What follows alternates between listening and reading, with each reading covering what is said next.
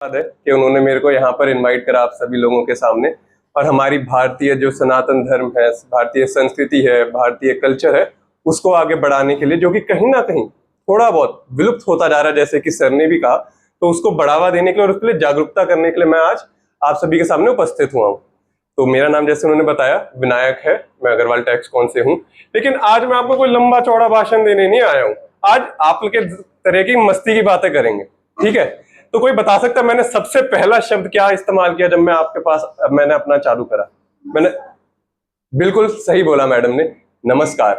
तो सबसे पहले तो आपको भी सादर नमस्कार।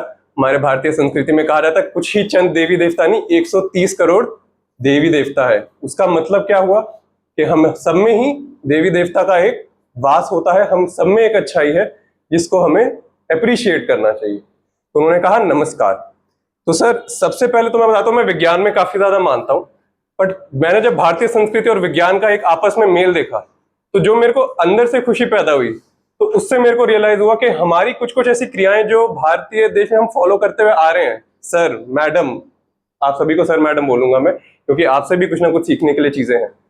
तो वो भारतीय संस्कृति की जो भी ऐसी चीजें हैं, वो सर कहीं ना कहीं विज्ञान से भी जुड़ी हुई हैं, जो आपको सुनकर के काफी इंस्पायरिंग और मोटिवेटिंग लगेंगी।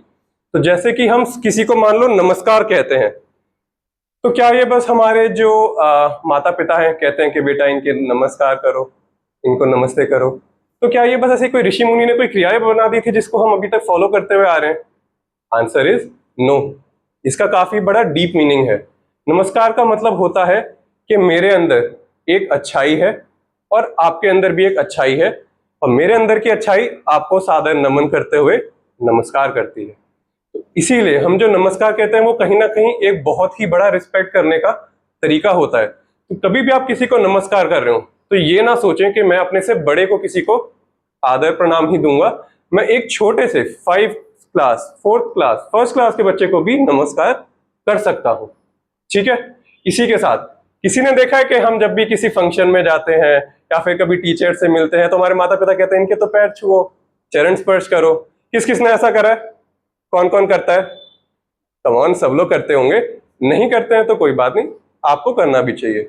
सबसे पहली चीज तो अपने माता पिता का तो हमें जरूर करना चाहिए। अब बात आते हैं कि मैंने कहा कि मैं विज्ञान में बहुत मानता हूं। आप में से कुछ कुछ लोग होंगे कहेंगे कि ऐसा क्यों है। मैं बताता हूं, इसके पीछे भी एक साइंटिफिक रीजन है, ठीक है। जब आप किसी को पैर छूते हैं और वो आपके सर पर हाथ रखते हैं, वो हाथ क्यों रखते हैं, कोई बताएगा मुझको? हमको आशीर्वाद देने के लिए। बट वैज्ञानिक रूप से क्या पता चला गया है कि जब आप पैर छूते हैं और वो आपके सर पे हाथ रखते हैं तो एक एनर्जी का सर्किट होता है हमारा। वो आपकी जो पॉजिटिव वाइब्रेशंस होती हैं वो आपके में ट्रांसफर होती हैं, और जिसको आप आदर प्रणाम या चरण स्पर्श कर रहे हैं उसको भी सुन करके अच्छा लगता है। तो ये तो हो गई कुछ चंद बातें। हमने क्या क्या आज सीखा? नमस्कार के बारे में और चरण स्पर्श के बारे में, ठीक है। तो ऐसे ही काफी सारी चीजें हैं। मैं एक छोटी सी चीजें और बताऊंगा। कभी किसी ने देखा है कि मान लीजिए आप एग्जाम के लिए जा रहे हो, तो आपकी मम्मा जो है पूजा करती होंगी, पापा भी हो सकता है करते होंगे, और उसके बाद आपके माथे पर एक क्या लगाया जाता है? तिलक लगाया जाता है। तिलक किस चीज का होता है, कोई बता सकता है मेरे को? नहीं, गुड लक ले तो होता है, बट वो लाल चीज होती है उसको कहते हैं क्या है? कुमकुम कहते हैं सर, मेरे को प्लीज करेक्ट करिएगा, क्या होता है? या फिर चंदन, ठीक है। चंदन का तिलक कहते हैं हम, या फिर कुमकुम का तिलक लगता है। तो आपके कहां पे लगता है उसको? माथे पर, मतलब फोरहेड।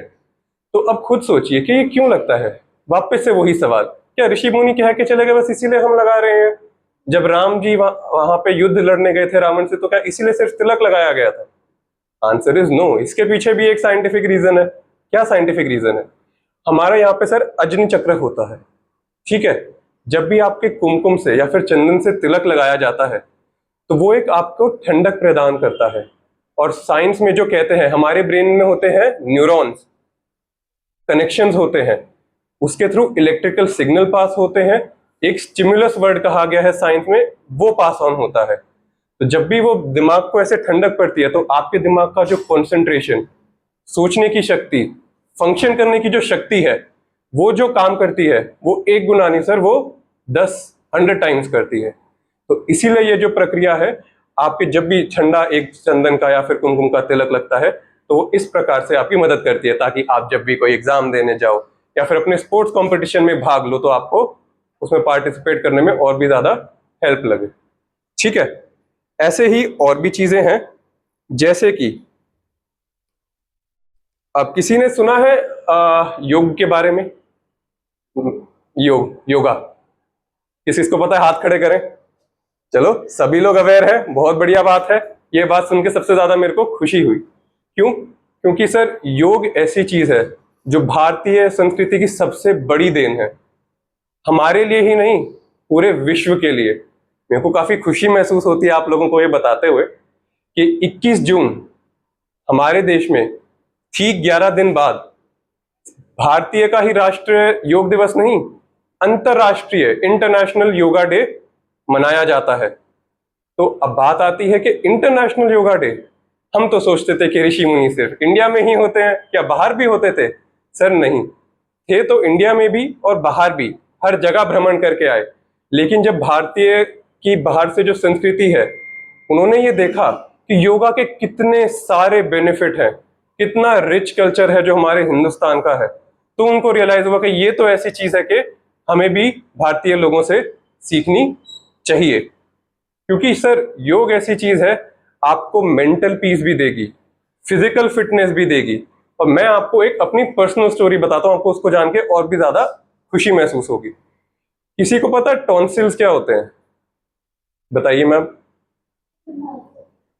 कुछ ऐसी छोटी सी बीमारी होती है गले के आगे, कुछ कुछ ऐसे स्वेलिंग हो जाती है जिसकी वजह से खांसी आती है, बैड ब्रेथ होती है, ऐसे सिम्टम्स होते हैं।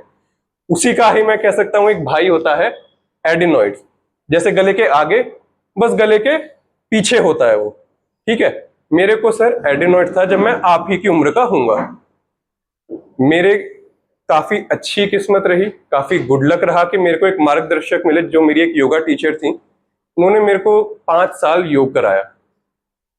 डॉक्टर के पास गए, आपको पता है डॉक्टर ने क्या होगा कि एक ही इलाज है, सर्जरी।